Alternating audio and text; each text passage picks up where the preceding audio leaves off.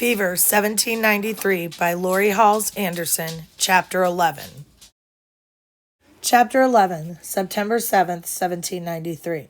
Great numbers of the citizens have shut up their houses and fled into the country. Letter of Ebenezer Hazard, Philadelphia, 1793. With only one half-starved horse pulling us, it took nearly an hour to be clear of the city line. The dry road was rutted from the wagons and carriages which had fled before us. The insects were vicious. I smacked them on my arms and legs until my skin stung. Grandfather took out his handkerchief and mopped sweat off his face and neck. I waved away a mosquito that buzzed in my ear. "It's the smell of that baby," I said. "His drawers are full, and it's attracting every bug for miles." Grandfather chuckled. The laughter caught in his throat and made him cough. I watched with alarm as his face reddened. I pounded his back until he raised his arm in protest. "I'm fine, child, I'm fine. No need to beat me senseless." The farmer turned around in his seat and glared at them. "He ain't sick, is he? I'll not have fever victims in my wagon." "Take care you don't drive off the road. We're fine back here. Mind your horse," I snapped. Grandfather raised an eyebrow.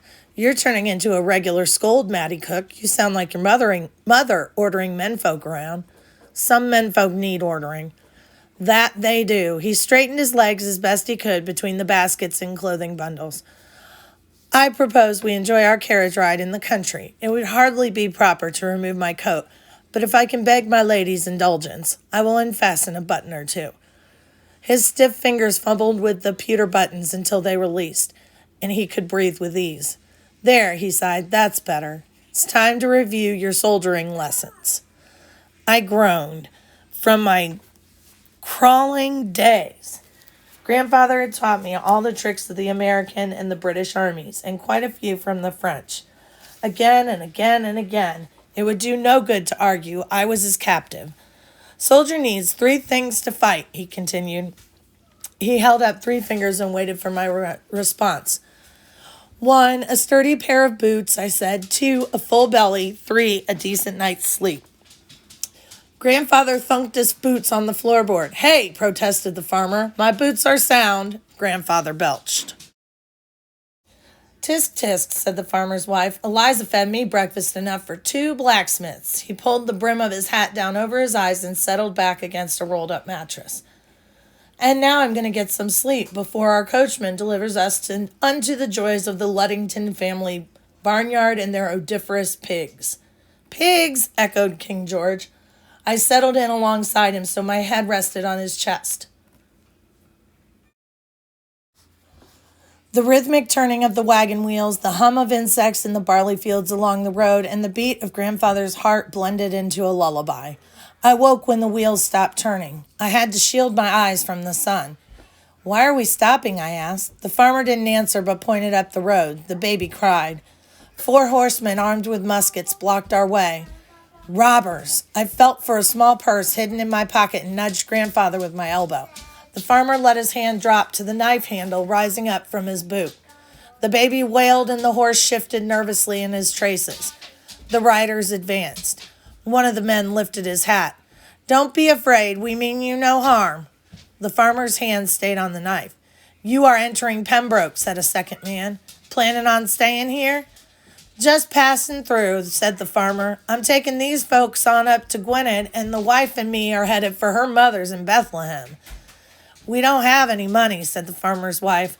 The first man took a piece of paper from under his coat. "We aren't highwaymen, ma'am. We've been authorized by the town council to keep out fever victims. I have to ask you to step down so our doctor here can have a look at you.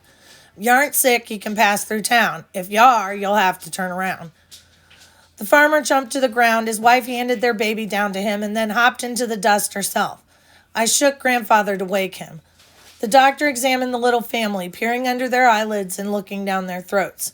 I shook Grandfather harder. "Wake up," I said. "There's a doctor who must see us." He didn't move. Something twisted inside me. I pinched his nose. "Grandfather," I said, my voice louder, "please wake up." "Is there a problem here, miss?" The doctor walked to the side of the wagon. He opened one of Grandfather's eyes with his fingers. Grandfather woke with a start. What in the name of heaven? Grandfather shouted. He broke off into a coughing fit. Water, he croaked. I looked at the men on horseback. Can he have some water, please? We've been traveling in the sun all morning. The men looked at each other and at the doctor. Grandfather stopped coughing and leaned back wearily. I'm fine, child. I can wait until we get to the farm. I seemed to have contracted a summer grip. He tried to sit up straighter. No need for further delay. Off we go. The doctor stepped back and covered his mouth with his hand.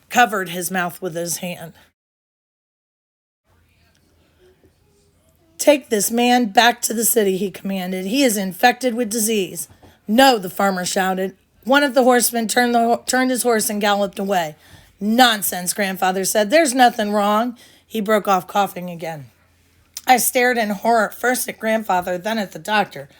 You must help him, I cried. If he is sick, you must help him.